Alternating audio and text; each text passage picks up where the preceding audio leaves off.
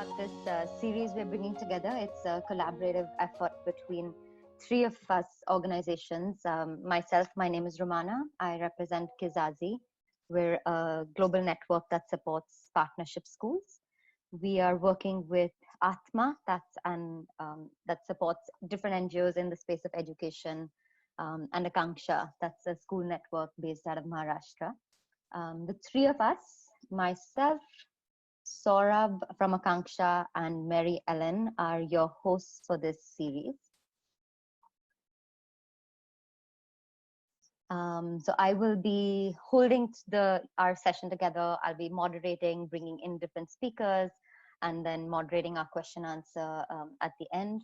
Mary Ellen is our tech expert, so she's on chat and on message for really holding our tech together, and anything that you need. If you're having trouble with Zoom, if you're having trouble accessing, she's the one that will help us through that. And Saurabh is going to step in case there's something goes wrong with my tech and my ability to connect and moderate. Saurabh will step in and co-moderate or take over moderation. So please feel free to chat with any of the three of us as we go through our session today. This is the second session, like I said, in a series that we've been hosting. Last week, we had a lovely group of 200 odd participants listen in to 4 speakers share their resources and strategies around well-being. So we looked at different resources, we looked at different counseling services, and even understood some activities that we could teach parents to really support the anxiety that many of us during this lockdown are experiencing. Today and next Wednesday, we're deep diving into virtual learning. We split it across 2 because today's call, we're going to focus on virtual learning solutions, mostly that are network and mobile enabled. And next week, we're looking to curate and bring together virtual solutions that are outside of networks. So people that are doing work with radio, with TV, and other forms of virtual learning solutions. So next week, to join us for ideas and resources around that. And the 4th one is going to be a special panel with folk that are supporting students at high risk during the lockdown, helping us gain some perspective on what can we anticipate and prepare ourselves for children in vulnerable communities, for children in vulnerable cases or severe cases of suicide and risk. So that's our 4th session as of now. Yeah, so to get us started, I'd like to invite Saurabh from the Ankanksha Foundation to just shed some light on what virtual learning has meant for Ankanksha and what some of the thoughts and what some of the thinking is at Ankanksha around virtual learning, both the combination of the challenges that we have, I think a voice for all of us around the challenges we're experiencing, and whatever some of the new insights or directions are that are beginning to emerge. So Saurabh, would love to invite you and hand over to you to really set the stage for us and open up the learning for today. Hi, everyone. Just to give a quick background, I'm working with the Ankanksha Foundation. Started my journey almost a decade ago as a Teach for India Fellow in the first cohort, 2009. I have been a school principal with Ankanksha Foundation of a secondary school for 4 years between 2013 to 2017. So this entire topic about virtual learning being touted as the new normal has come in with its own share of perspectives for me. First being a teacher, second being a school leader, and now being the network leader of a school of a network of 21 schools where we serve 9,300 children right now, all the way from kindergarten to grade 10, with 70% of our parents being daily wage earners who are deeply impacted right now. Before I jumped into just setting the context, what I really wanted to do was for Mary to just launch a poll from my end. There are 2 simple questions that you will see, that I would want you to answer as well. Mary, Sanjana, can one of you please launch the poll? And if it doesn't work, then I can try from my end. Great, thank you. So the first question is, how does the term virtual learning make you feel? You just need to pick one term, how it makes you feel. Um, and the second is what's the time frame when you are thinking about the implementation of virtual learning in the context of your programs? Is it just like very short term, 1 month, or is it you're thinking about it from the standpoint of the next 2 to 3 years? We have about almost 50% of us who are here who are curious about it, and only about 25% who are feeling anxious or overwhelmed. So we have about 75% of us in a positive headspace looking at it. And what's surprising is that a lot of folks are thinking about virtual learning for a short-term perspective, which is about 53% of the respondents. This is helpful information for me to keep in mind as I move through the context setting. Moving on to the next slide, the first things first, I think like we mentioned, that this context of today's webinar is all about keeping in mind how can we reach our children. I think first things first, I think all of us on this call are pretty aware of the stark digital divide that exists globally as well as nationally. These are just a few graphs that I've pulled out from Brookings articles that speak about how online learning is the thing in highly developed countries and how much resources are being spent vis-a-vis if you compare it with countries in Asia and Africa where things stand. The India Internet Report of 2019 talks about just 51% of digital penetration in cities, with just about a quarter in rural India. So we are very mindful in today's webinar that our focus is primarily on parents and students who have access to internet and devices. And we are also humble enough to acknowledge that engaging in understanding what it takes to reach out to children who do not have accessibility to internet is a whole session in and of itself.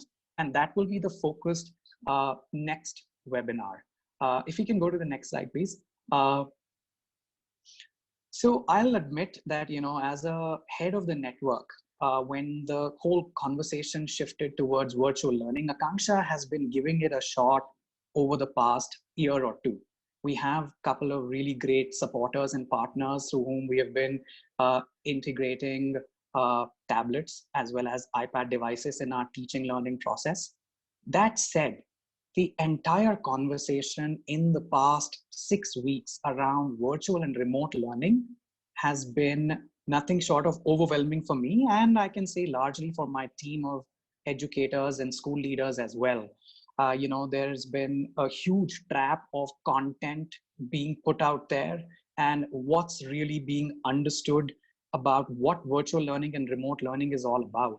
And I want to leave you all with a simple idea that that I have sort of come to navigate to not miss the forest for the trees.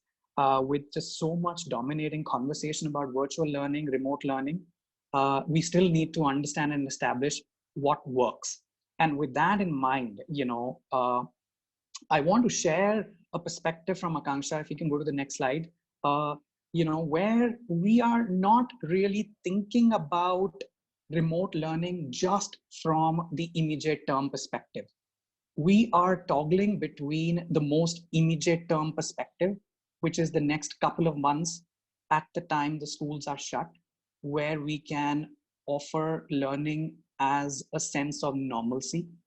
We are thinking about short-term implications of this new normal, and we are also thinking about the medium-term implications of this new normal as educators, because if we are calling this as the new normal, we need to think bigger and not just for the next 30 days or 70 days, 60 days till the time that the schools are shut.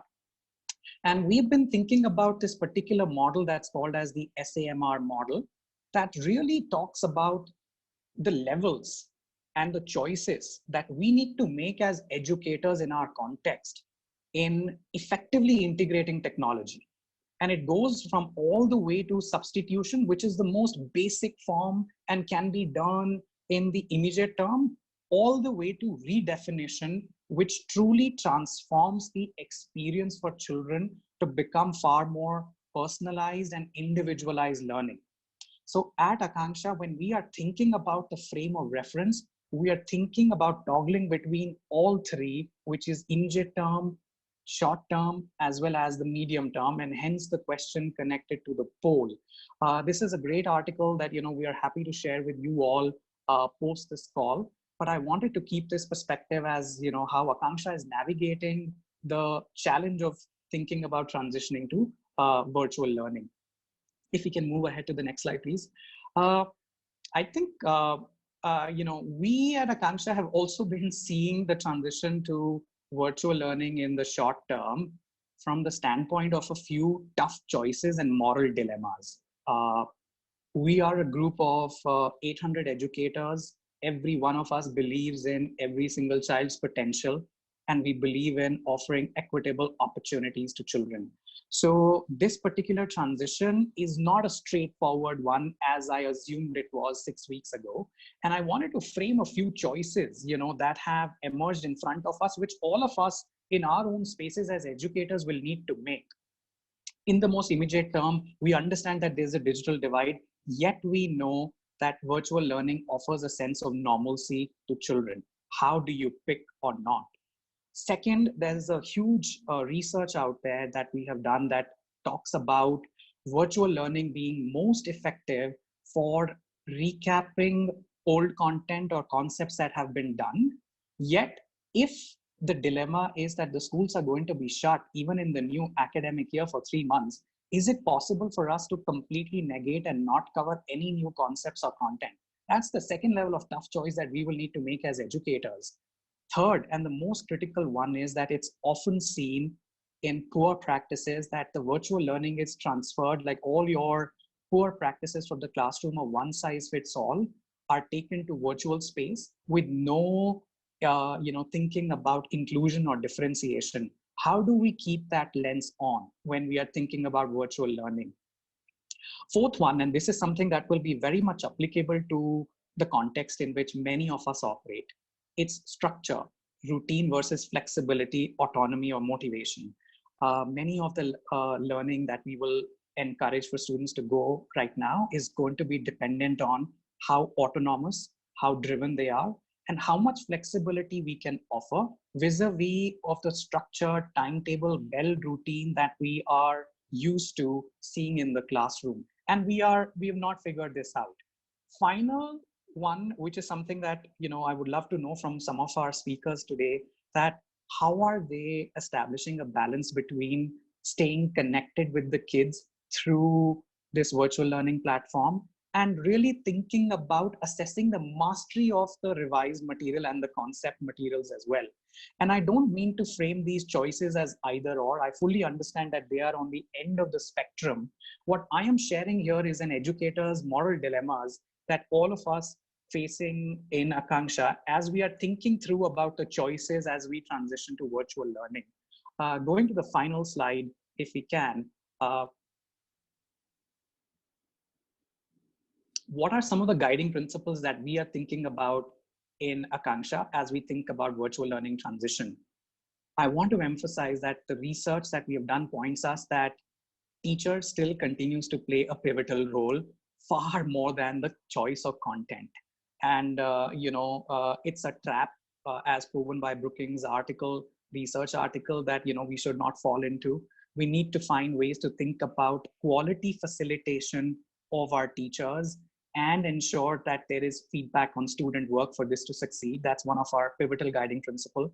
We are choosing to introduce smaller chunks of new material in the month of May right now as we speak, as well as in April, and we will tend to do this as we think about the new academic year, but it will not be overwhelming.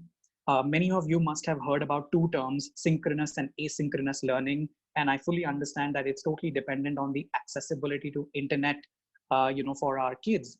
And at Ankanksha, we have been giving it a shot that we have given recharge to about 60 students and their parents who own the device, and to see how long can it last with synchronous learning, which is using your Zoom and Hangouts.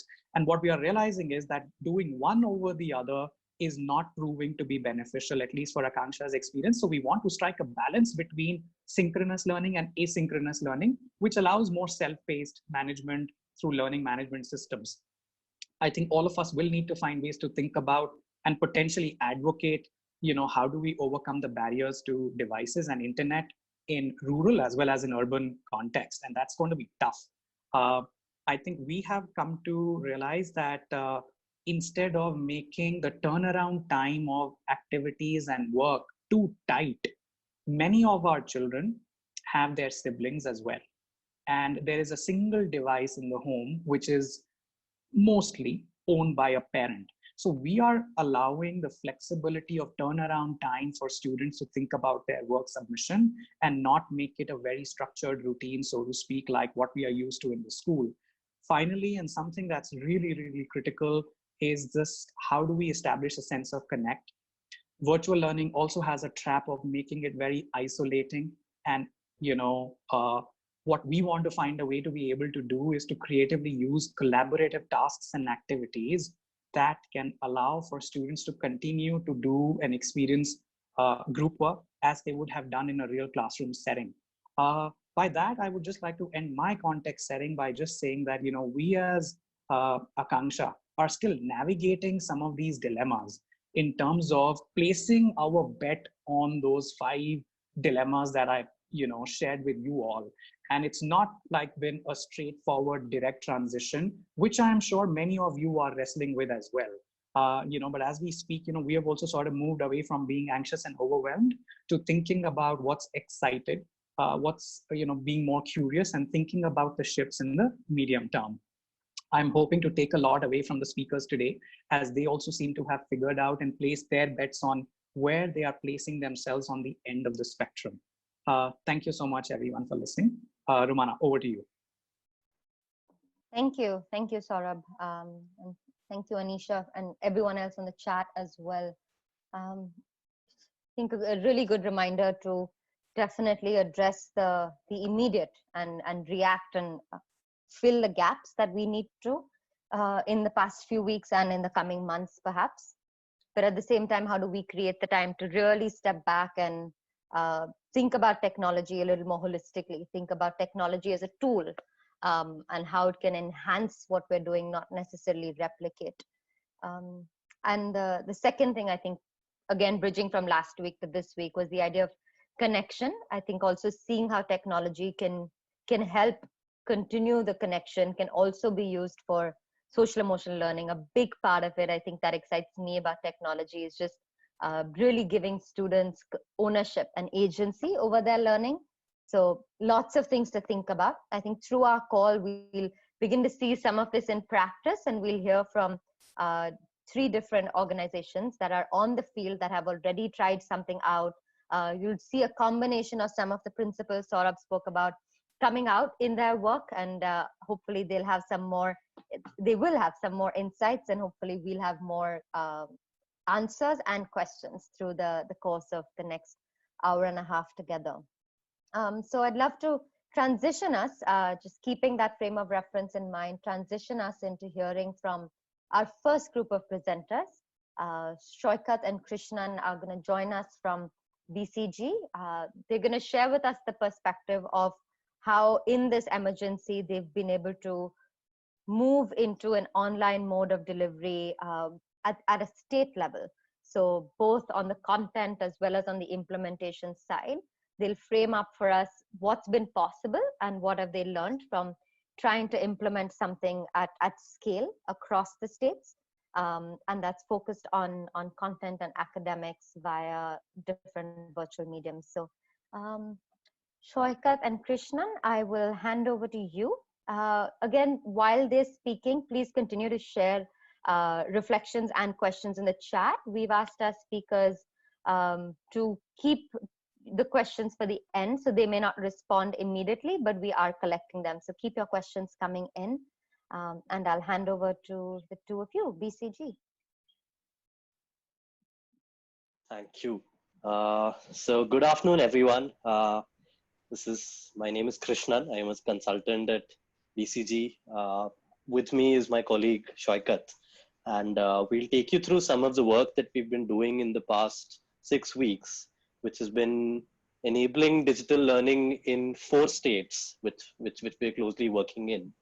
And I think there are two parts to this presentation. One is to say that explains what sort of the process that we took, some of the process that we followed, and an update on what has been the update on the implementation, etc.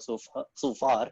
The second part would stress more on the learnings that are coming out of it, and some sort of next steps that we're looking to solve, some questions we're trying to solve, some next steps we're taking in order to improve the engagement further, and some broader questions for the group as well that we're still looking to answer as we go ahead, right? So over to Shoikat. Shoikat will, I think, give a brief introduction, and then we'll carry on from there. So good evening, rather, everyone, and it's a pleasure to be here today with everyone. BCG has been working with 4 to 5 states in India over the last 3 to 7 years as a part of BCG's social impact practice. Currently, the bulk of our work is focused in 4 states, Rajasthan, as well as 3 states on our project with Niti Aayog, which is Jharkhand, Odisha, and Madhya Pradesh. And over the last few years, we've been providing support to the departments of school education to try and think through and implement a series of sort of education related reforms, which range from administrative reforms to academic reforms, such as remedial education or assessment systems, etc. In the context of COVID, of course, like everyone here on this call, all the states were faced with the question, the moral dilemmas that Saurabh posed eloquently just a few minutes ago. And as part of our work, we decided to try and scale up access to digital education to the states. Want to stress on the fact that what we are doing right now across these 4 states that we are working with is to some extent a grand experiment. I doubt that I can give you definitive answers or even broad answers at all. What I can do is share the journey and hope that some of the learnings on that journey are useful to everyone. Over the next few months, I suspect that once the results of some of the interventions that we are running in various states are made clear, perhaps I will have clearer answers to some of the questions that Saurabh posed and have been in my own head. Our aim as we started to support states was pretty clear. It was that to the best extent possible, we wanted to ensure that in the short term, continuous learning content was made available to as many students and teachers as possible. But even more importantly, that while we did this, because of the immediate need posed by the COVID crisis, we were building a platform and we were building behavior change that could result in the long-term, democratization, if you will, of digital content and digital access. So everything that we are doing, while it has been catalyzed by the short-term need, has been, with the states very clear that it is part of a long-term project to ensure that quality digital content is available to students and teachers on a needs basis. To that extent, we have been guided by a few principles, some of which Saurabh was referencing earlier. The first is that, technology is probably, especially when it comes to large scale systems, not even a substitute. It is a useful addition to what the teacher is already doing inside the classroom. And our own experiences, even in the first couple of weeks, has been that without the teacher's active support, technology by itself, even with the low income segment, is difficult to actually break through. And secondly, that a lot of our work has been focused upon ensuring that we are using technology to almost reiterate concepts to provide remedial support to students and not necessarily to ensure brand new learning takes place. Based on these two premises, we launched a large program across all of our states, focused on both student learning as well as teacher professional development. These were two separate pieces. The student learning piece was disseminated through WhatsApp and YouTube because at scale, those were the mediums that we realized were most accessible to students rather than, let's say, app-based products, etc. And for teacher professional development, we are still in the process of trying to leverage Diksha effectively to ensure that teachers who usually cannot be pulled out of schools in the government school context can actually use this time, these 2, 3, 4 months that are likely to be in lockdown and perhaps even more, to upgrade their professional skills and abilities. It's important to note at this point that our work primarily focuses on large scale interventions. And to that extent, it is actually leveraging a lot of the work that has been done by various organizations that are on this call also, that have actually been proven. And then we are trying to actually scale it up to large scale. And the principle that always guides most of our large scale interventions has been that it has to be extremely simple to the extent, to a greater extent than, let's say, what would one would presume with even 100 or 200 schools, sheer because of the sheer lack of quality sometimes that is, even in our teachers, or perhaps lack of digital and even basic literacy with parents. So for example, we realized at one point that even detailed WhatsApp messages, for example, don't actually help. They may help with a different context, but longer WhatsApp messages tend to overwhelm people, for example. So simplicity, to some extent dumbing down, if you will, to make content accessible to a very, very large number of students and teachers was one of the guiding principles. And based on this, we launched these programs across 4 states. And as Krishnan said, we'll share with you the details of how we launched these programs and implemented it, and the learnings as well after that. Krishnan, do you want to walk through the program itself and the logic behind it? Sure. Thanks, Vaikant. Right. So I think there are 2 big parts to it. The 2 pillars are, one is on the student side, which is to how do we ensure continuous access to learning content through a high quality, public, open source digital content library. And that's one thing we've been building over the past few weeks. We've already rolled this out. This has also been shared with multiple states. More on this, I will continue, like I will enumerate on in the following slides. On the teacher side, again, how do we provide for high quality professional development opportunities, which are typically lacking during the year, right? And the 2 channels that we are primarily using right now is, number one, WhatsApp. So each state has a set of WhatsApp cascades set up right from the state to the districts to the clusters and to the individual teacher student level, which is basically like a school group or a set of school groups made for each grade, on which targeted content is shared every day. So a daily package is sent every day at 9 a.m. mapped to a specific competency, and that package will contain a WhatsApp playlist of about 4 or 5 videos, as well as maybe 1 or 2 activities from either from YouTube or from Diksha. But in a sense, it forms one package for that student of about a 30 or a 45-minute consumption period, right? The other portal, is the other channel which we are also working on in parallel, is on the Diksha portal, which is the MHRD portal for audiovisual content, on which how do we make all of this content available on the Diksha portal. So this is something still that is a work in progress. So we haven't fully set it up yet, but as of now, the WhatsApp rollout has started, right? On the Diksha part, I think we also have our good friend Urmila from People who will be taking the session after this. So I think she will take you through more of specifically on what they're doing on the teacher side, right?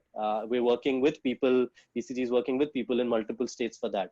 But just to summarize what we've been doing on the other end. So in 3 weeks, we launched these massive programs on 13th April. One was Digi LEP, which is Digital Learning Enhancement Program, which the LEP is the name of our program, of our remediation program that we run in different states, right?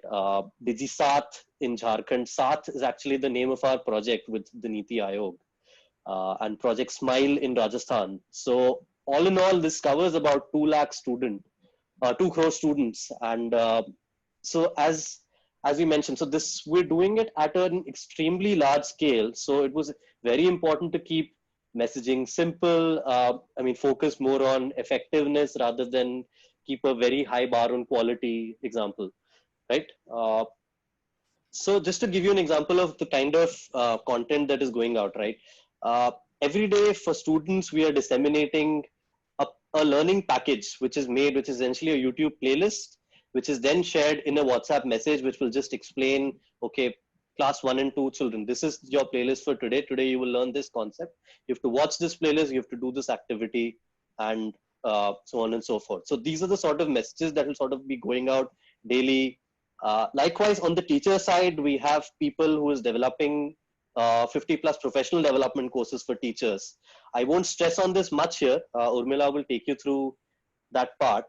Uh, like on the larger spectrum, this project has attracted like several partners across the education ecosystem.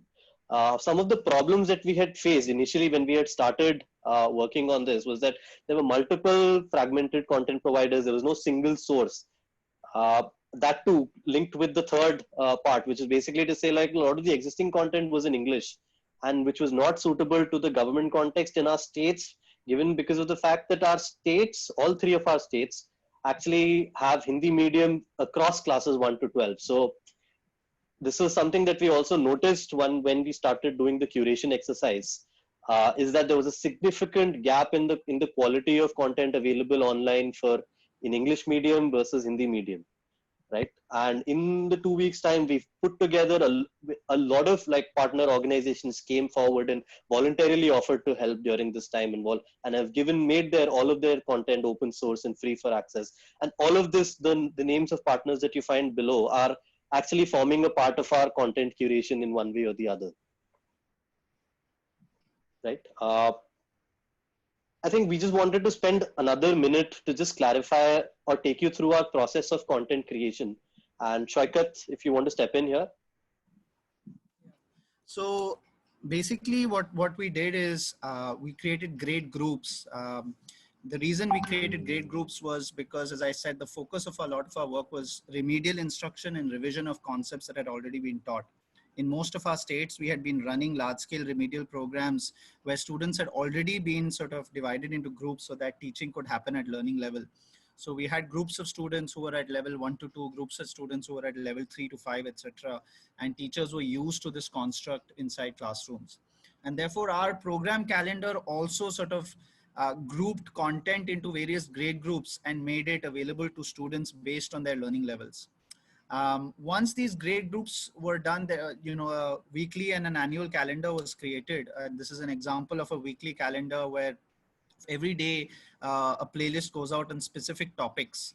These topics are then actually revised and reiterated. So for example, on Saturdays, we have a revision day where all the topics are revised.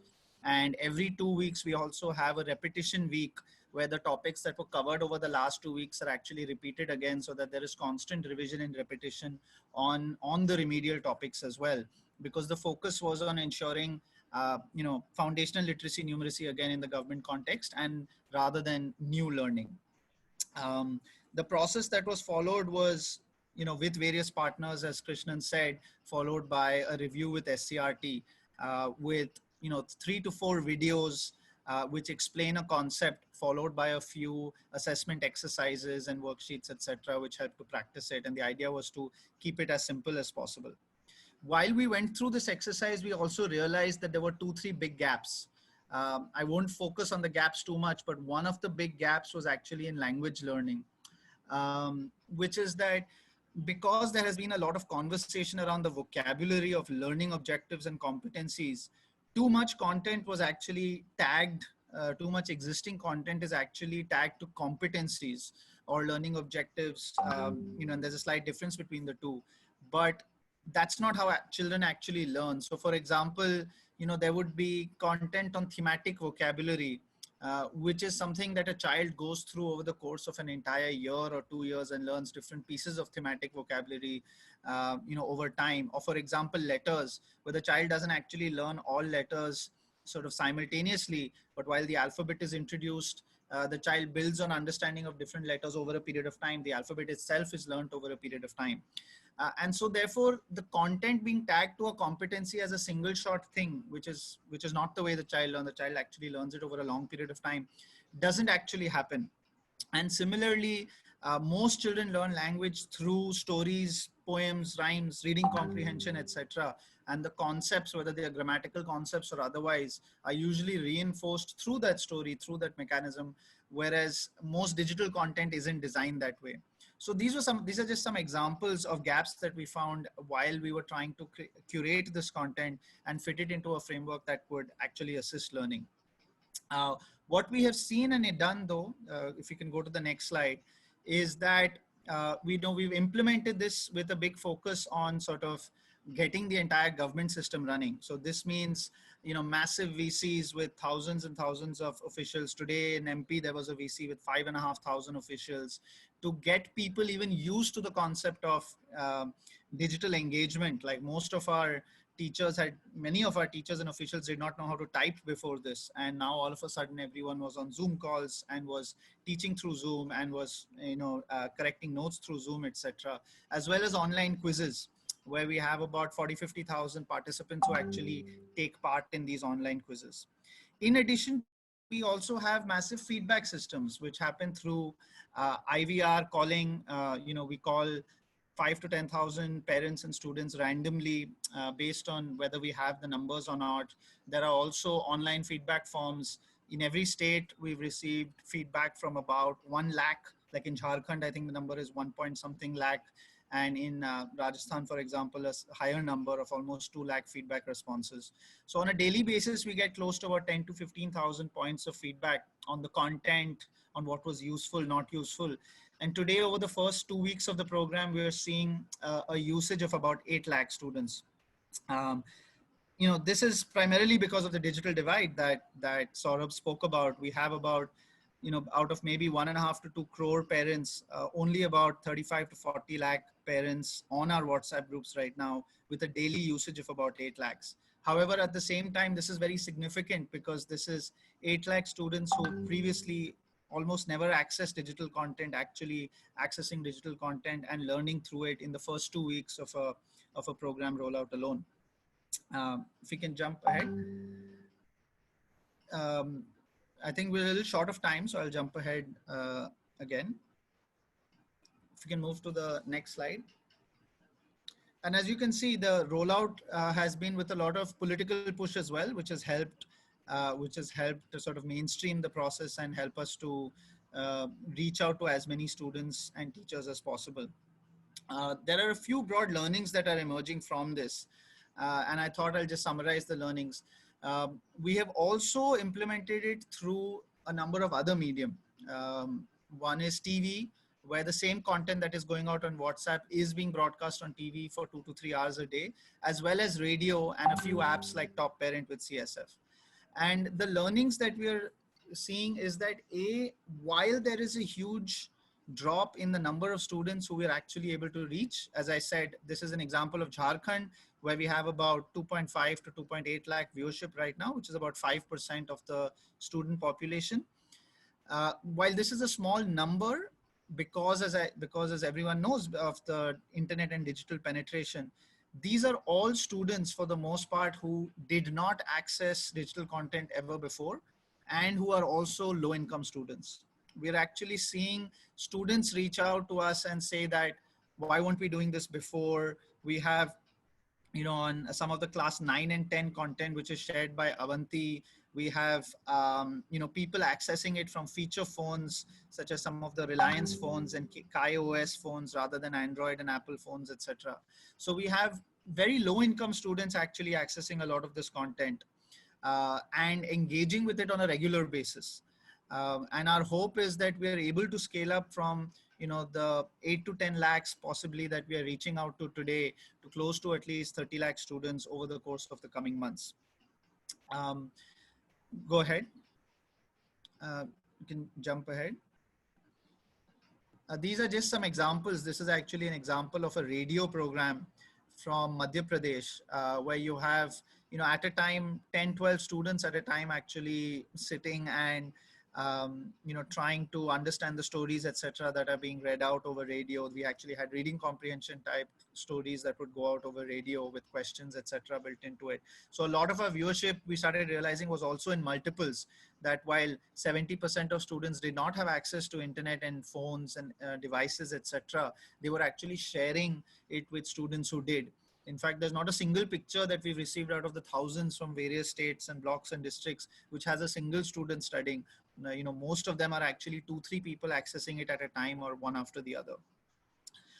In this process, through the feedback systems as well as through the engagement, there are 5 major learnings that have come across, which might be useful for everyone, and which builds on what Saurabh was speaking about as well. Krishnan, do you want to just walk through those 5 learnings quickly? And Krishnan, can I request you to just go ahead in summary, please? Sure. Take a minute or two, yeah. Thanks. Right. So just broadly, coming down to 4 or 5 broad learnings that we have at this point of time. I think number one is the fact that it's so. I think a lesson for people trying to do something at scale in a state is that you should keep a short cascade of your messaging. So right now we only have a two-level cascade, which is we have the district level groups which are being managed by the BCG team, and then you have the cluster level groups within each state, wherein 2 teachers of each school are added. Right. So this helps you ensure stuff reaches the content reaches students on time, and the lesser the number of cascades, the lower the information loss, the lower the number of delays, because they seem to just get added up. Right. The second thing, and that was something that we have gotten feedback over the past 2 weeks itself, is that the content is on the content package itself. Typically, we find that students are not engaging with more than 2 to 3 videos per day. So I think a 20 or a 30-minute daily package basis the schedule is the mantra going forward. At the same time, like, it's high quality, engaging videos, as well as having practice exercises which are essential to keep them engaged. The third thing, as we've already mentioned, is to use other mediums, because WhatsApp is just going to cover one side of the spectrum. But I think we need states. A lesson for states is this: they have to go out on all fronts. Include TV, radio to the extent, as much extent possible. Repeat and reiterate, so have revision as well as do repetition of the same stuff that's covered. Children are unlikely to learn newer, complicated things for future grades without teacher support, right? And fifth thing, as Saksham also mentioned on the previous message on his presentation, is that the role of teachers is very crucial in activation. Like, teachers, without the daily teacher engagement, the uptake is still likely to be low. So over the past few weeks, we have teachers who've conducting quizzes, assignments on their own, teachers reaching out to parents. So something like one teacher reaching out to 20 students in their class, that is something we're trying to explore in the coming days. So running some sort of a campaign in terms of ensuring the teachers are involved, and they encourage the parents to therefore be involved, is something that's very crucial in the long run. Right. So broadly, I think these are the 5 learnings that we wanted to just put out. And there are some questions also where in the process of exploring, which is to just say the kind of engagement differences between a WhatsApp versus an app-based engagement versus a TV, radio. Assessing student learning impact, that's something we haven't done so far, and we're trying to explore something that we've given an example on the right hand side, where we've actually developed, along with the partners, a sort of a WhatsApp based assessment solution on which students can actually do these quizzes on WhatsApp, where the questions will be given and they can just key in the answer and they'll get the results. So these are additionally some things that we're trying to explore, right? In the long run, I think, just to summarize, this is the shift to further change how teachers and kids are learning in the long term. Like we said, we started this off as a response to this COVID crisis, but then what we're trying to build is a high quality content library for all classes, and setting up these communication channels with all teachers and parents, and seeing these changes on the field in terms of the behavioral shifts which are happening in terms of the acceptance of digital education. We have close to 20 lakh people on the field, teachers and students all included, who are actively using this digital content, people who had never used this before, right? And that's something that is changing slowly, and I think we are at a cusp of something really transformational in the sector in terms of creating something in the long run that finally puts India on a good roadmap towards digital enabled learning. Right. So I will just pause. I think, stop here. I think there are questions which some of you might have. I think we have a separate Q&A session at the end. So thank you. Over to you, Romana. Thank you, Team BCG. Krishnan, Shaukat, very, I think, very clearly laid out for us lots of the process that's gone through, lots of ideas around implementation. Let's move quickly to Urmila. And you would have heard that you referenced Urmila and people's work around teacher development. Urmila won't necessarily cover too much of that. And that's one other topic that we've been considering to hold a separate call for. So again, do indicate and let us know if digital training or digital professional development for teachers is also something that's of interest. And I know many people have begun to pivot and design for that as well. But today we thought we'd focus on student learning. But thank you for bringing the teacher angle up. I think we will consider having that in a separate topic, a separate call. So yeah, over to you, Urmila.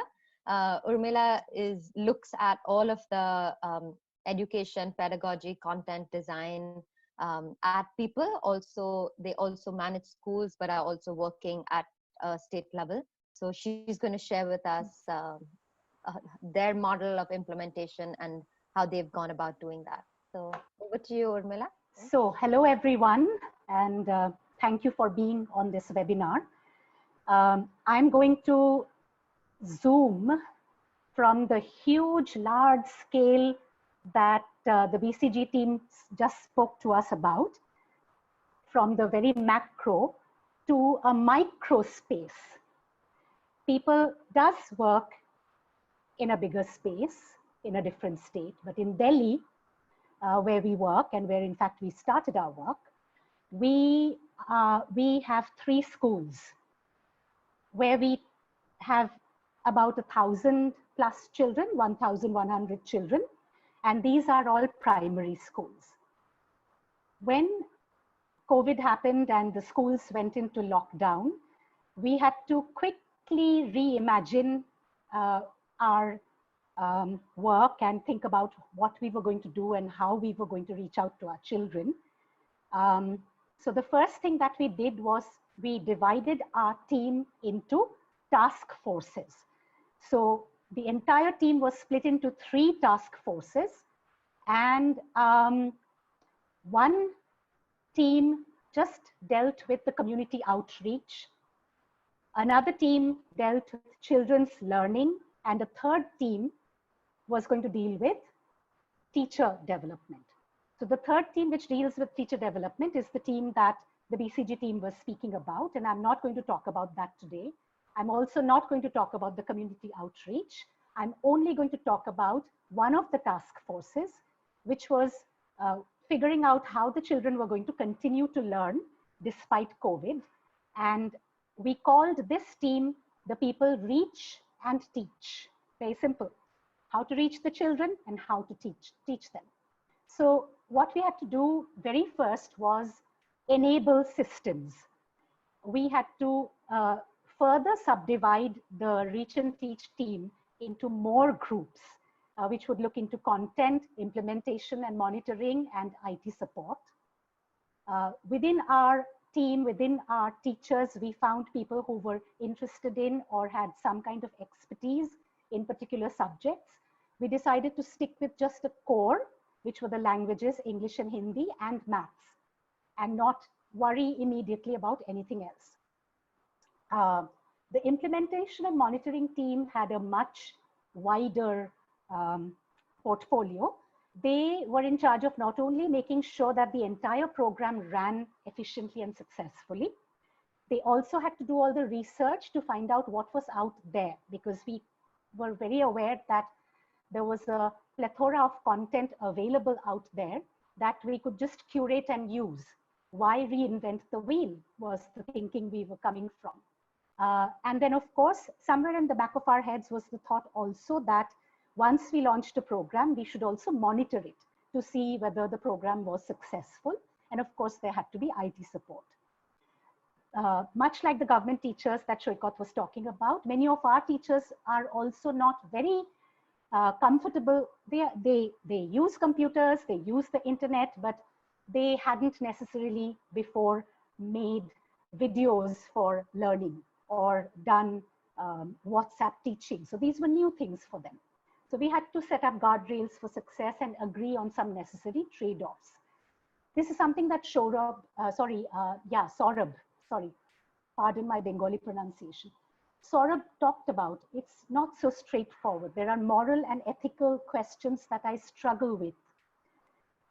With the best of intention and much effort, we have been able to connect with about 65% of all our children, either on WhatsApp or on ordinary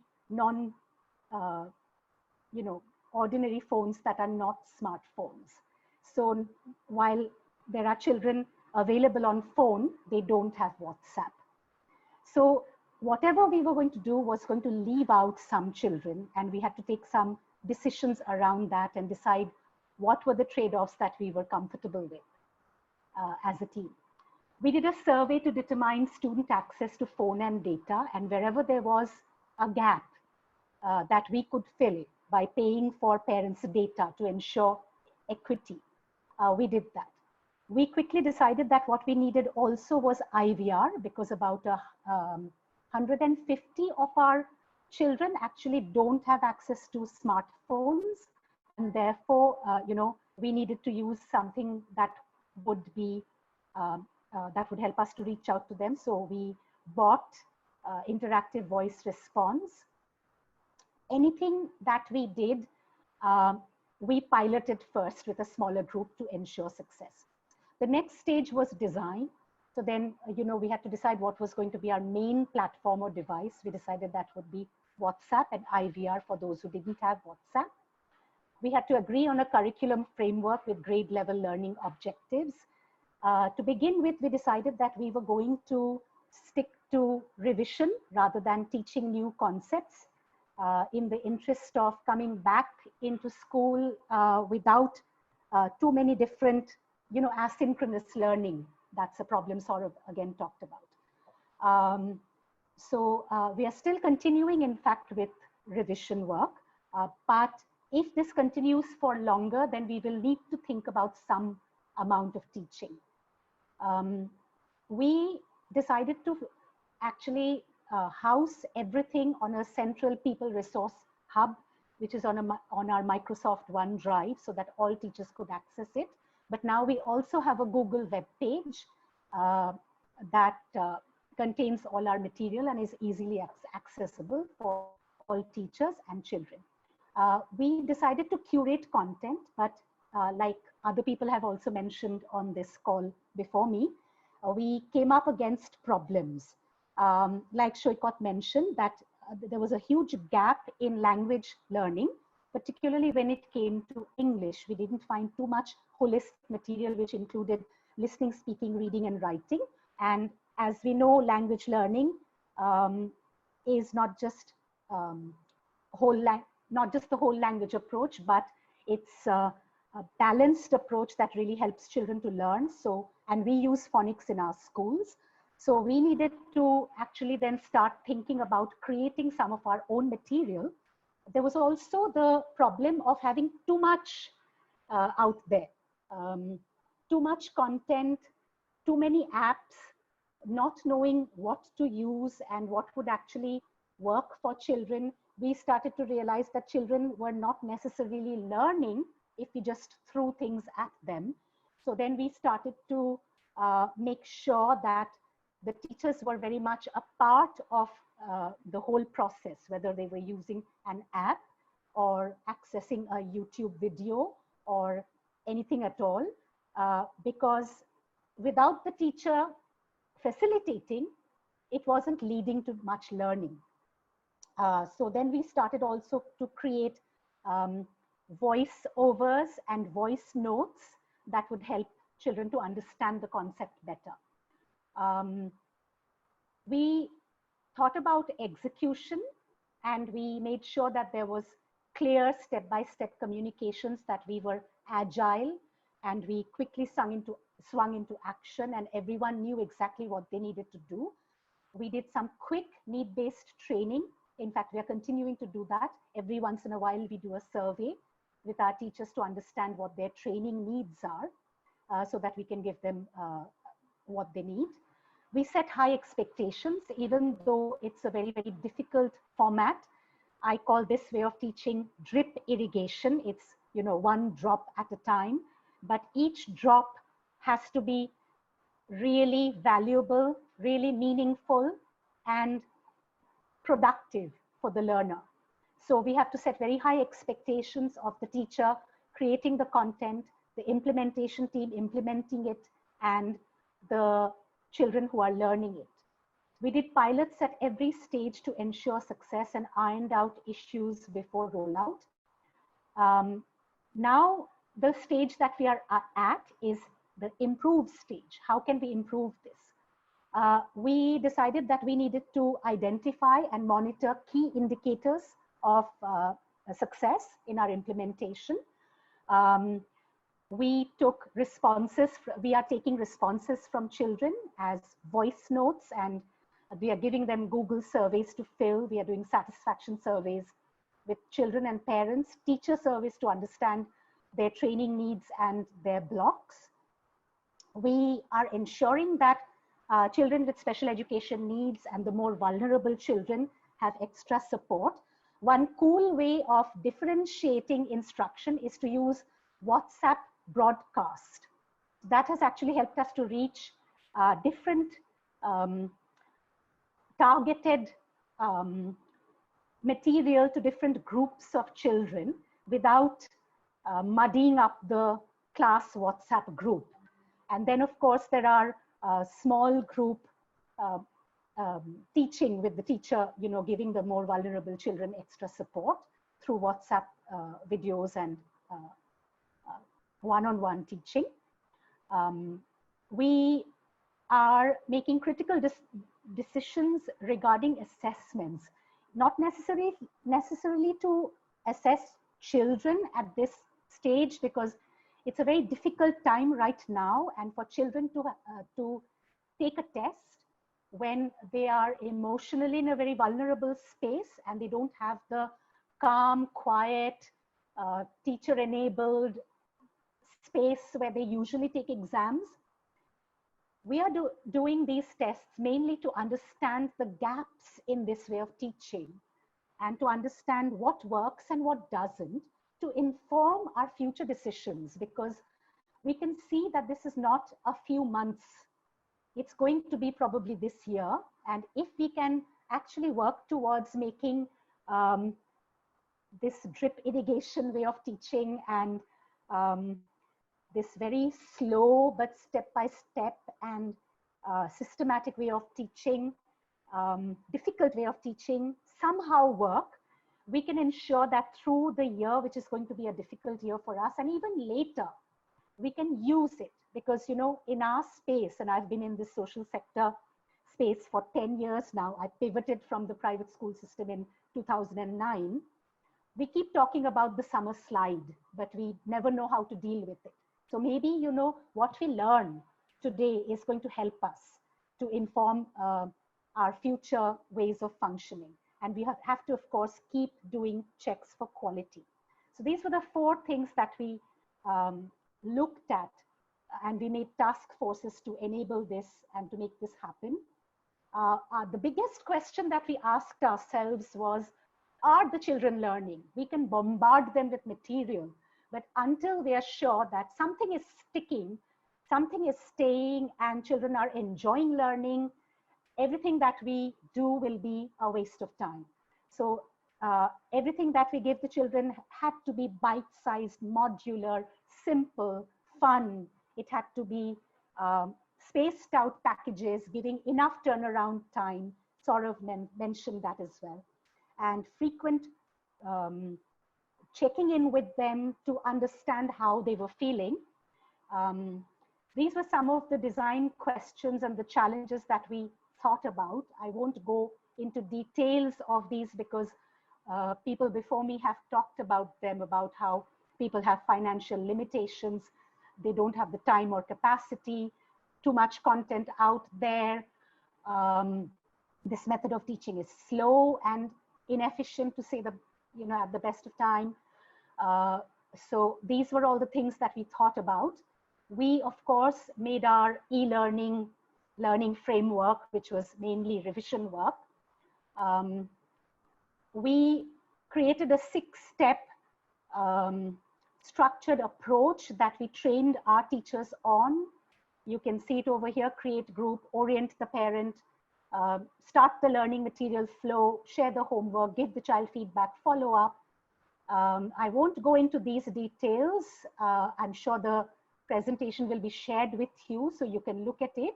These previous slides just take you through the details of these steps. I'll just tell you one small thing. You know, we decided to bring in some of the things that we use in the classroom, even into this method of teaching. So we said to the teachers that, you know, when you give feedback, don't make it public. Give feedback in a private window, give all the shines and the claps and the kudos on the public platform. This has helped us to engage more children and to make the children feel braver about sharing their ideas in this online platform. I am just going to tell you about how our data looked in the beginning. Very disheartening, 63% only.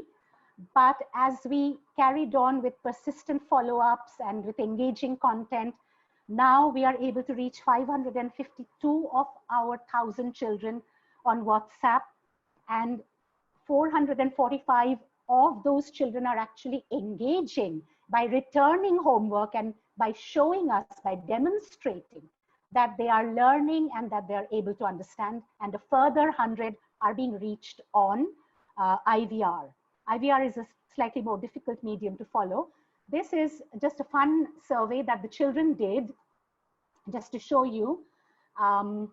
The questions that we asked them were, you know, are you enjoying getting the homework this way? Are you understanding the work that you are getting? Are you enjoying working from home? And by and large, the children seem to be enjoying this new way of learning. And some people said that, yes, we are not being able to understand the work. And the children who said that, teachers, of course, reached out to them separately. So this is just a sample of the kind of survey we did with the children. जब ma'am आपको check करके देती हैं तो आपको कैसा लगता है? So that's half and half. 57% said that, you know, they are happy with it, and 40% said they were very happy with it. Very few children said that they didn't like it. So what has happened as a result of this micro level intervention that we did in just 3 schools with 500-600 children was that the South Delhi Municipal Corporation that we partner with, that has 6,000 teachers and 2.5 lakh children, they reached out to us and they wanted to adopt the reach and teach method, and they did, and that you can see that on the newspaper report. It has challenges. It is not an easy partnership, but we are trying our best to make sure that half of the 2.5 lakh children, my maths is weak, but that's a large number of children, can learn by following this approach. And that's it from me. Happy to answer any questions later. I have no idea how I did for time. It was great, Urmila. Thank you. Very, very clear. And I think it brought us down to really looking into one school, one group of children, 3 schools, sorry, but really understanding it at a school level. So thank you for helping us zoom in closer to operations within a more defined system. Thank you for that. We'll quickly transition to the Simple Education Foundation team. So I would love to invite Chandni and then Rahul to share with us their approach. They also work with some of the schools like People Does in Delhi. And they have a similar but a slightly different approach. So would love to bring them on so you can hear a different take on enabling distance learning. Okay, hi everyone. My name is Chandni. मैं Simple Education Foundation से हूँ और I'm going to speak bilingually today. दोनों क्योंकि मुझे practice करनी है अपने English और हिंदी की टूटी फूटी language को fix करने के लिए.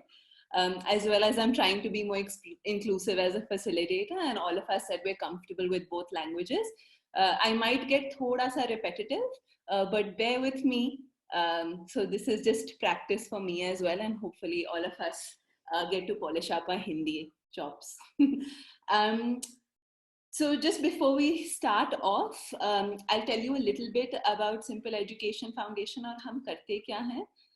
हम अभी दिल्ली में 4 स्कूलों में काम करते हैं SDMC के साथ, and we have one rural school in Uttarakhand where we work, and we work primarily with government teachers, and we work on school transformation, very similar to the work that people does. So very nice to see Urmila sharing, and I deeply resonated with a lot of her thoughts and reflections.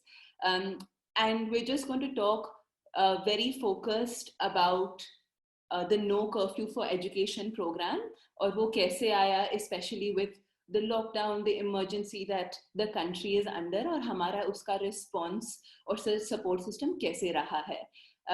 Would love for you guys to keep putting your questions out there, any thoughts or reflections you have. The team loves to read through them, and we'll definitely respond to all of you, maybe not in the Q&A, but even later if we have to follow up, we would love to respond to that. So I'll just jump in, I'll get kick-started. No curfew for education hai kya? As soon as the lockdown happened and the children started not coming to school, we knew that this would last for a long time. और मुझे याद है, I think at least 2 weeks before that, Romana was also in our office before the lockdown, and our CEO Roy used to spray disinfectant everywhere in all our rooms everywhere, and we knew that this is going to be a challenge for a long time. So how do we really deal with this in a way which takes care of people's health, unka environment, unka nurturing, as well as unki jo education needs kya hai. So we've been thinking about this as an organization even a few weeks before schools band hue the, because we knew what was coming and hum uske liye prepare kaise ho jaye in the best possible way. So we were thinking when we saw the challenge happening, the first thing जब हमने अपने बच्चों से पूछा, जब हमने अपने teacher से पूछा and parents से पूछा, what are you feeling? The first word that came to everyone's mind or in our questions was हमें डर लग रहा है. And there was a lot of fear. So, and I'm sure a lot of us resonate with that. And we were thinking a lot about our responsibility as educators और हम किन चीज़ों के लिए responsible हैं. क्या सिर्फ हमको बच्चों की पढ़ाई पे फोकस करना है कि उनका न्यूमरेसी, लिटरेसी का कैचअप हो जाए, या ये डर हमारे टीचर्स के लिए, हमारे पेरेंट्स के लिए, हमारे बच्चों के लिए, how do we really deal with that as well? So इसलिए we decided कि हम academic fluency के अलावा और उसके साथ साथ we will also be equally focusing on the social emotional well-being, on making sure कि we are dealing with this डर in a very positive manner. And we are really focusing कि हम government school teachers के साथ ये काम करें और उनके माध्यम के through हम अपने बच्चों के साथ reach out करें. Mostly हमने WhatsApp use किया है. Why? Because that is something, as Urmila already shared, most of the SDMC teachers, जो सरकारी teachers होते हैं, they are very familiar with WhatsApp. And that's something that we've already been using with them. And what we've seen, we've been engaging हमारे parents के साथ also through the year with group school WhatsApps. So we see there's already familiarity with that platform. अगर हमने एक नया platform introduce किया होता at that time, it would have been really, really difficult. We started off with WhatsApp, and slowly we're trying to see if we want to add or improve onto other platforms. Rahul, you want to go to the next slide? So Abhi, I'm going to take a minute and ask all of you a question to fill up on the chat. So when the lockdown started in schools, what had happened is children were not coming to schools and teachers were coming to school. And in that time, we had a lot of time to work with the teachers, unke saath development, what is going to happen next. Unkri preparation ke saath we had time for that. At the same time, we had a lot of time to discuss with the teachers about what they were feeling and how to really deal with that feeling as well. So uske liye, we were thinking about what are the key values, or jab hum sabko dar lagta hai and there's a challenging times of challenge come in our life, what is the value that we really want to go forward with. Hamari ek kya value hoti hai which helps us overcome fear, which helps us overcome this uneasiness. So I would just want to take 1 minute ki if all of us can just share what is that one value that helps you get back, that helps you get grounded, that helps you become at peace, or aapke liye it helps you overcome some form of fear. Just would want everyone to share that before I move on to the next slide. I'll keep waiting for people to share. And I think जो आप ही share कर रहे हो, the same things, we as a team, as SEF felt कि जब ही एक crisis आता है या challenge आता है, तो how do we really overcome that, और हम कौन से values के साथ आगे बढ़ना चाहते हैं. And in that time, हम हमेशा अपने student vision के पास जाते हैं कि, and that's the work we've been doing with the teachers, कि अगर हमको really कुछ build करना है बच्चों के लिए, या वो मैथ्स में हो या अंग्रेजी में हो या साइंस में हो, हम कौन से वैल्यू के साथ आगे बढ़ना चाहते हैं. And on the screen you can see our student vision. We want, especially in a time of crisis, हमको एक साथ in harmony we want to come together. We want that spirit of reflection, that spirit of empathy, that patience, that time for ourselves. A lot of people have said that, to really reflect, and that time and space without pressure, and try and really focus on a socio-emotional well-being for children as well. So that is why we decided जो भी हम response देंगे, जो भी हम package या content बनाएंगे, वो दोनों चीजों को एक साथ लेकर जाएगा, the academic fluency as well as the socio-emotional needs of the child, the parent and the teacher. Rahul, if you could go to the next slide.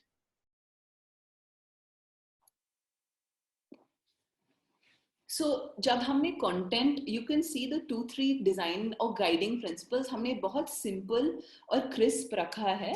We wanted to look at content for educators and parents. So as Urmila and Saurabh have shared even in the BCG presentation, बहुत crisp, बहुत short और बहुत usable होना चाहिए कि हमारे teachers who might not be very familiar with technology, as well as parents जहाँ literacy level might be a problem और उनको technology grasp करने में challenge होता है, वो हम simplify कैसे करेंगे.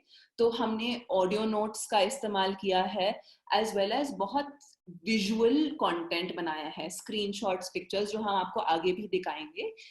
We had kept it really, really simple, and one page, not very wordy, had a lot of audio notes, and we've also tried to use a lot of videos.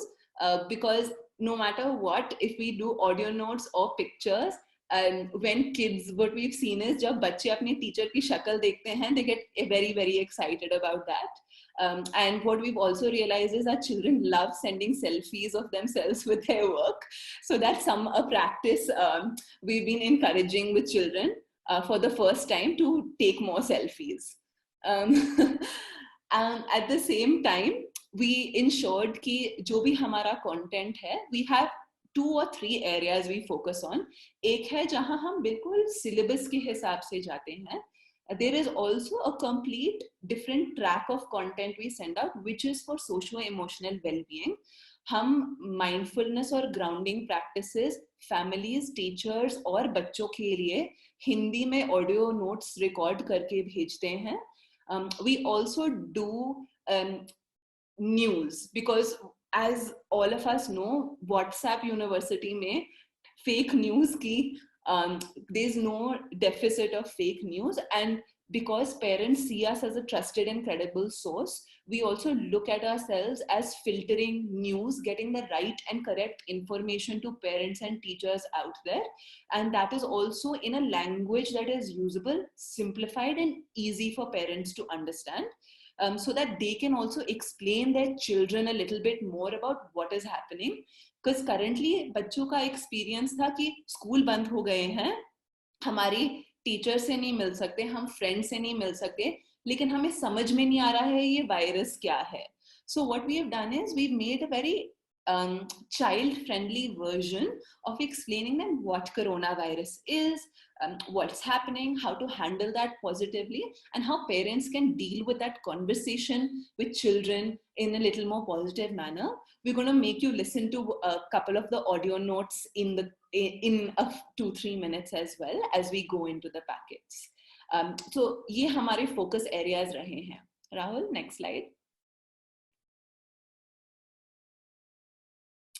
So when we looked at the plan of no curfew for education, हमने थोड़ी सी चीजें directly करी हैं and थोड़ी सी चीजें हमने indirectly intervention में करी हैं. Indirect interventions is we're reaching out to educators, हमने packets बनाए हैं जो हमने content किया है which can be shared further. Government teachers or any educator can share those the no curfew for education packets. हम 3 areas cover करते हैं.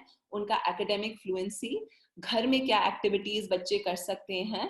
So instead of just doing maths or English की textbook, वो घर में मसाले या spices के बारे में कैसे सीख सकते हैं. How can they learn about insects in the house? How do they think of their home as a learning environment, as well as socio-emotional health. ये सारे no curfew for education packets are open source and accessible by everyone. We will be sharing that right away. I think one of my colleagues is on the call as well, Roy. He'll share the link to that on the chat within 2 minutes.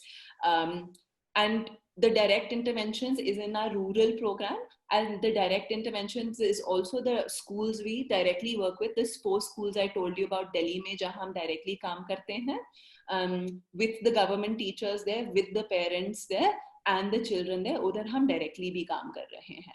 So today हम थोड़ा focus करेंगे on our direct intervention of Delhi Simple School and हमारे no curfew for education packets. उन 2 बातों पे हम थोड़ा ज़्यादा focus करेंगे और उसके बारे में we'll give you a little bit more information. Yeah, Rahul, next slide.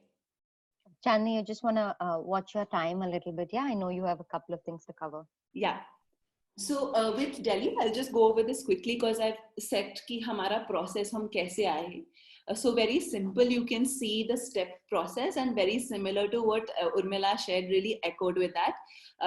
Acknowledgement or feedback is extremely important. हमने देखा था that we were really supporting the government teachers. Online content हम क्रिएट भी कर रहे थे एंड टीचर्स को support भी कर रहे थे अपना ऑनलाइन कंटेंट क्रिएट करने के लिए. हर classroom के पास in our school they have an individual WhatsApp group as well as there is a whole school parents group. So दोनों माध्यम से through both aspects information जाती है where teachers are interacting with parents कि उनको support कैसे करना है, and teachers are also interacting directly in their classroom groups कि बच्चों को क्या करना है. The children who are not available on WhatsApp, her rose the teacher gives individual phone calls to them and all of those calls are tracked, so we are reaching maximum children. Right now across all 4 of our schools we are able to reach out to about 70 to 75% of our student body whether they have WhatsApp or not. So जो भी WhatsApp content होता है, we're going to give you a run through of that, and the teachers every day they send screenshots of the corrections of the work of the child, and there's always appreciation given at the end of the day for the children, जो हम हमेशा publicly ही करते हैं, and the same thing we replicate in the teachers group. So we are also keeping that culture of appreciation activities for the teachers as well, so that they can replicate the same thing for the children. Rahul, next slide. You can see an example of a WhatsApp lesson template quickly over here.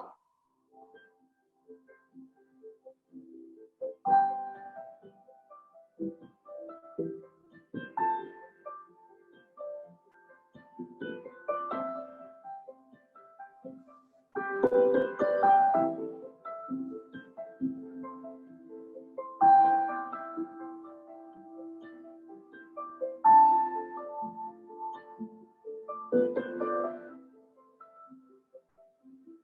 as you can see, we have voice notes, usually images and videos on every template on WhatsApp that is sent. And with each lesson, there is always a question. क्योंकि हमको ensure करना है कि whatever the children are learning, उसका response, उसका tracking कैसे हो रहा है. And as we said already, we encourage children to send lots of selfies and share their work. उनके responses, we ask usually them to share visually their responses to the work. Rahul, next slide. Rahul's going to, I'm going to ask to switch over to Rahul. He's going to talk very specifically about our no curfew for education packets and just take you through one or two samples. Yeah, thank you, Chandni. Romana, exactly how much time do we have? I'll then pace accordingly. Let's try to go like 3 to 4 minutes, so we have enough time for Q&A. Thank you. Okay, thanks. So as Chandni has already shared, so हमारे जो packets हैं, it has 3 categories in it.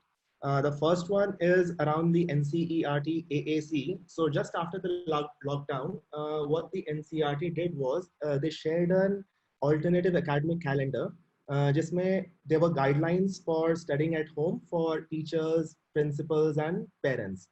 But उसमें problem क्या था कि not a problem, like what they had was just clear outcomes and they had suggested activities. But a lot of actual work, creating a plan, content was put on teachers. So this is where we tried supporting our teachers. So इस जो ये category है, इसमें a lot of our content is from grade 1 to grade 5, all subjects, and they are clearly aligned to this calendar. The second part is again, like in schools, we have seen our students practice and express their learnings and skills through other ways as well, like crafts or sports, games, and in our schools, we have organic farming as well. So in this part, what we did was to create these activities by things which are readily available in our students' homes. So जितने भी आप इस category में जाएंगे, तो जितने भी activities हैं, very with pictures, and in Hindi mostly, but from last week onwards, we have done it bilingual. So we have both English and Hindi in that. And all the things to do that activity are very easily available in all our children's homes. And third part, again, the socio-emotional learning, well-being of our children, our parents is very, very important for us. So हमने एक और category बनाई जिसमें बहुत सारी activities हैं करने के लिए, and this is directly for our parents and students to do. And these activities, again, we have tried to put voice notes as well with these activities because a lot of our parents cannot even read Hindi. So for this category, we have voice notes for from 90 seconds to 3 minutes for all our activities. So this is what our packets, these are what our packets are. I think I'm on the right page now. So if I can just quickly make you hear a small voice note that we have. Simple Education Foundation. सुनिए और अपना ख्याल रखिए. मेरे पास आओ मेरे दोस्तों एक किस्सा सुनो. आओ उस घर में चलते हैं और देखते हैं कि वहाँ क्या चल रहा है. रुचि दीदी बहुत बोर हो रहा हूँ. कितने दिनों से बाहर नहीं गया. चलो ना बाहर खेलते हैं. नहीं. So it's a 4-minute long audio and it talks about, again, as Chandni mentioned earlier, about giving the right information about the virus. So again, this is a very child-friendly and a very simple way for us to make our parents and children understand more about the virus and what is happening around them. And on the right-hand side, you can also see a quite snapshot of an activity sheet. So this is one of the activities that we have on our packets. And you can clearly see that these are the things that we use and with pictures a lot of times. And it's in Hindi, again, so that our parents and students can easily create, do these activities and make those crafts. In Pathshala, again, this is our rural thing that we are doing, it's still in the prototype phase. Now in our village that we work in Uttarakhand, the good thing over there is that there is not complete lockdown till 1 o'clock. People can still move around.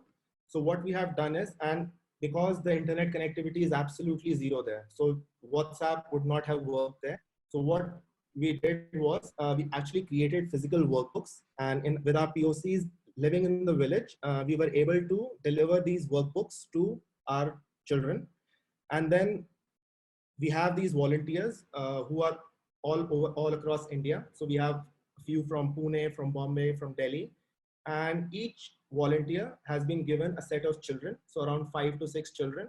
And what these volunteers do is, over a period of 1 week, they get in touch with children on normal call. So it's not online, it's a normal call that they do.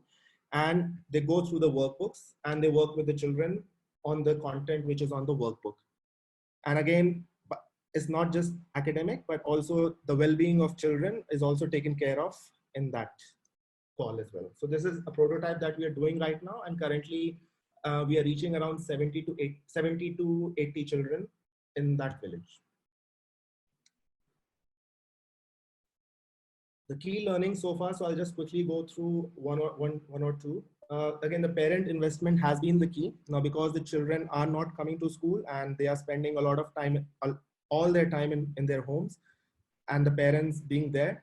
So again, parent becomes the most critical partner at this point of time, and their investment is key. So it's very important that whatever content is going through to them, they are well versed of it. So the language is very simple, and the technology that is being used, even if it's WhatsApp, a proper induction is done for them to get inducted into the whole program. So that has been one thing. Feedback, again, Urmila has spoken in her presentation as well. WhatsApp all the way.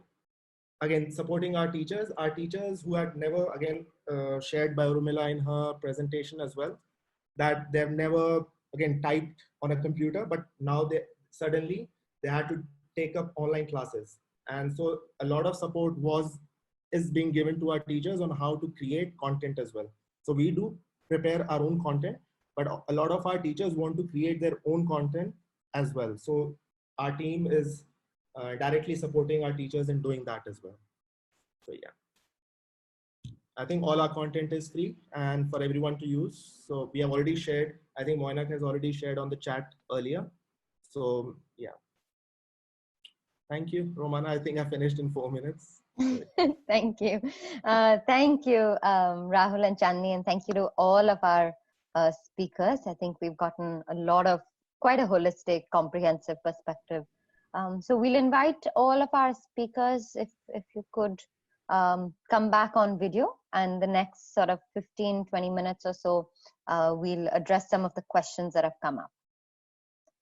So our colleague Ruchi has been curating all of your questions and trying to combine them and see what makes sense. So there's a couple of questions we pulled together, but feel free to keep adding some.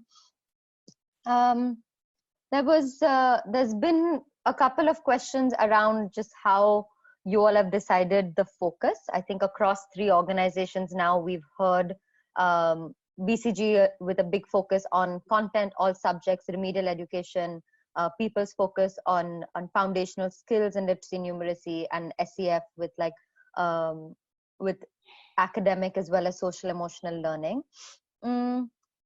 So that we've sort of heard about, and I think there is a dilemma all of you alluded to.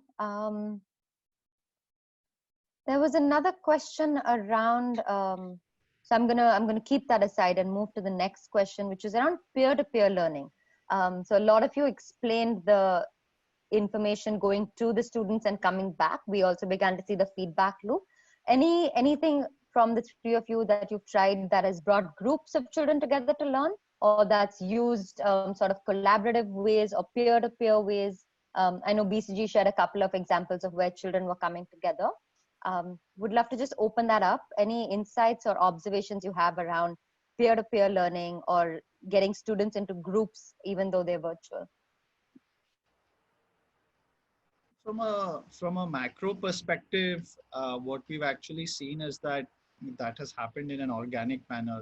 I wouldn't say that we have done anything specific to facilitate it. It's also difficult to facilitate it at that sort of scale directly, but because of the lack of digital penetration and the excitement that was created because of the momentum in various states about it, what we saw is that it was happening on its own, where students without access were actually meeting up with students with access, and neighboring kids, etc., and sitting and trying to sort of learn together.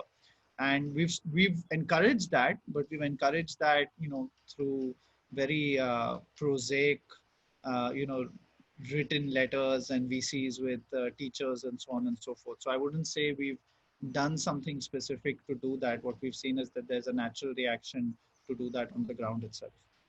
Sure, thanks. Urmila or SAF team, anything different from you all? Cool. I think just to add to Shoikat's point, I think some of it stems from the fact itself that maybe they don't have enough like data pack availability. Therefore, they're actually just having to optimize, like do the Indian way of jugaad and get all the kids in one room and be like, okay, aaj mere ghar mein padhai, aaj iski ghar mein padhai. In our context, because we're in the city and COVID is a real threat, we cannot actually advise our children to meet up with each other physically, even though they live in close proximity with each other in the communities. We have used community champions amongst our parents and, transport providers, our van drivers, relatives of children, to reach out to actually connect with those children that we were unable to contact. The other thing is that almost all of our children are from very economically disadvantaged backgrounds. And like somebody else also pointed out that, there's one phone between several siblings. Right. Everyone's fighting over it. And we're constantly talking to our parents. We have community officers who talk to parents every day. And they have shared that, when they have an older child in the class with bigger learning to do, like class 8 or class 10, then they have to prioritize that. So we cannot ask parents to give the children the phone to connect with other children in group work when there's already so much of a fight over resources. So we haven't been able to do this kind of group teaching given our circumstances, and more than 150 of the children that we are in contact with actually don't even have WhatsApp. Right. We are reaching them only because of IVR, and group teaching, group work is not possible with IVR. Yeah. Again, thank you. Thanks. I think very similar to what Urmila already shared. Just want to add, the only way we could get any collaboration to happen was if siblings are collaborating. So at least for our at-home learning activities, what we try to do is it's the same activity, just slightly scaffolded. So siblings, because we have families of 4, 5, 6 children in the same family, and they usually go into the same school. So in that, what we do is एक ही activity को हम rigor उसका ऊपर नीचे करते हैं. So at least the children at home can work towards the same activity. And the other thing we do is the classroom WhatsApp groups, as children are sharing their work, all of that. That's the only way so far. The same thing, that because it's in the city, for children to come together at a home, all of that, that would be putting their safety at risk, and that's not something we would want to encourage actively.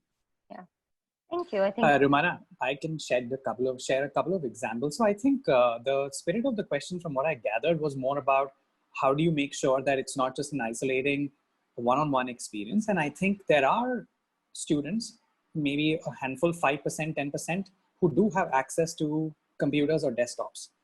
And we know of a few instances in Ankanksha where we use like Google Slides, Google Documents, that allowed for students to collaborate asynchronously without necessarily having to come together to share a device, number one. Number two, like you can still leverage WhatsApp conferencing call for them to sort of, get together to solve a common problem. And, we have seen this happening. And for folks who are using synchronous learning for older students in 8th, 9th, and 10th, I know about teachers sort of tried out breakout rooms through Zoom. But of course, like it can happen once or twice in the week and not like on a day-to-day basis. I think if the question that we are asking is that how do we think about ideas and ways to move away from this isolating experiences, then there are ways that you can do it through synchronous and asynchronous tasks while maintaining social distancing and not having to get students to move from one house to the other. Thank you. And an interesting angle is also what we want to create for children is collaboration and connection. So can that be with their families? Can that be with other children in their house? I think, again, for us to really challenge some of the ideas of age-based, grade-based bans, I think there's so many directions all of this can go in. Another question has been around parents and what support has been going to parents to guide the child. We've heard all of you talk about the messages and calls going between teacher and children. Anything you'd like to add around how you've added or changed your support to parents to sort of enable parents to support children's learning? Yeah, I'll take a stab at this first. So we actually have in Delhi, we have two, and even in Uttarakhand, we have 2 to 3 community resource people who are dedicated to just figure out for the well-being of parents and families. And in fact, we've been doing a lot of emergency response work, even for rations and parents who don't have food, families that might not have access to food or are struggling financially and what they need for basic sustenance.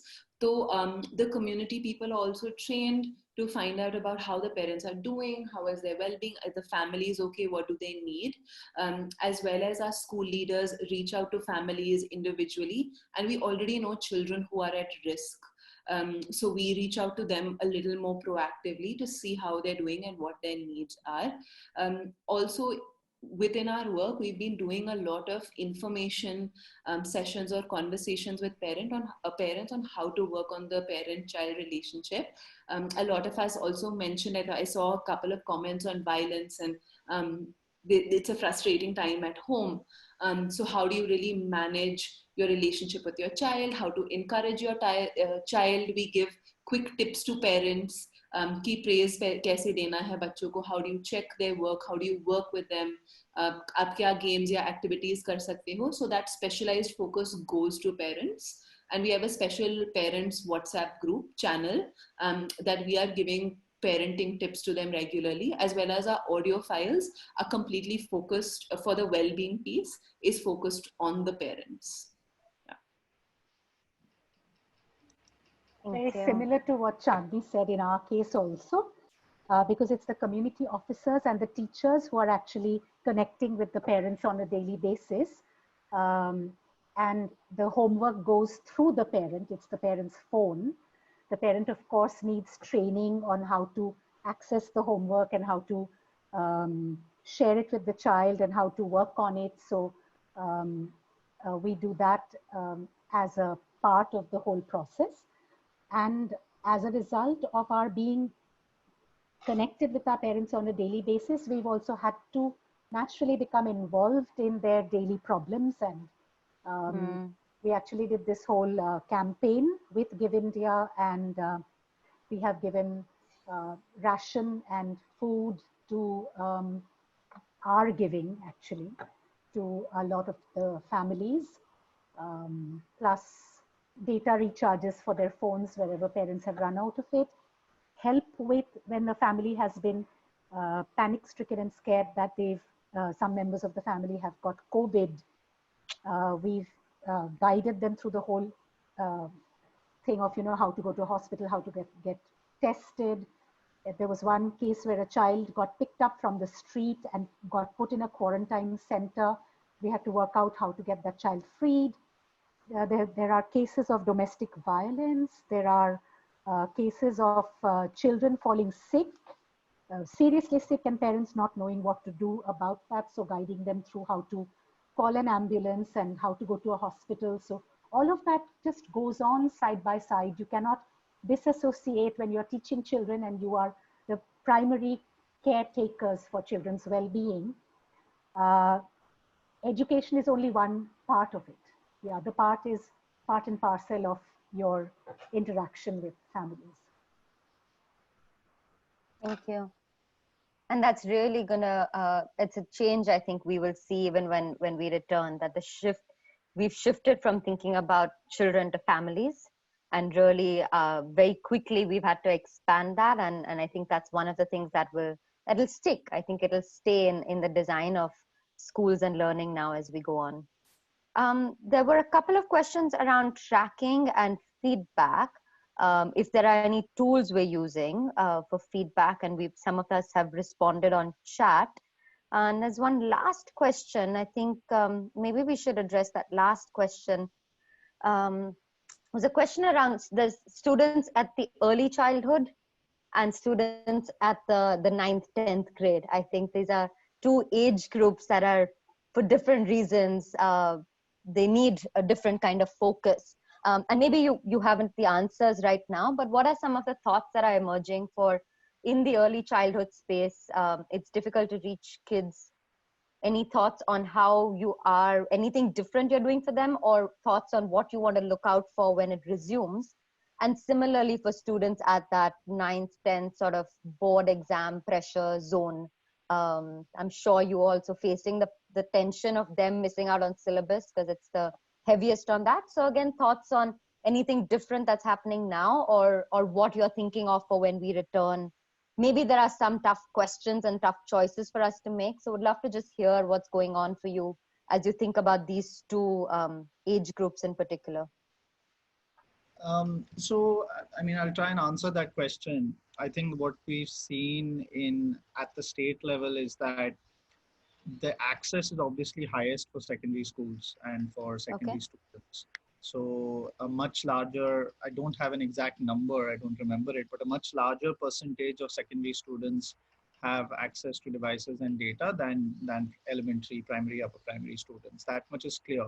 And secondary students are also able to learn independently to a far greater degree than primary and upper primary students. So the need for teacher supported interventions decreases, I think, as one grows older. And so providing very structured content to students actually works in the secondary segment much more than the elementary segment.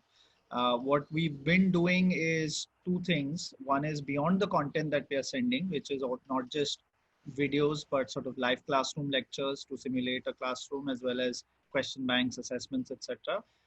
Some states are also starting doubt sharing sessions.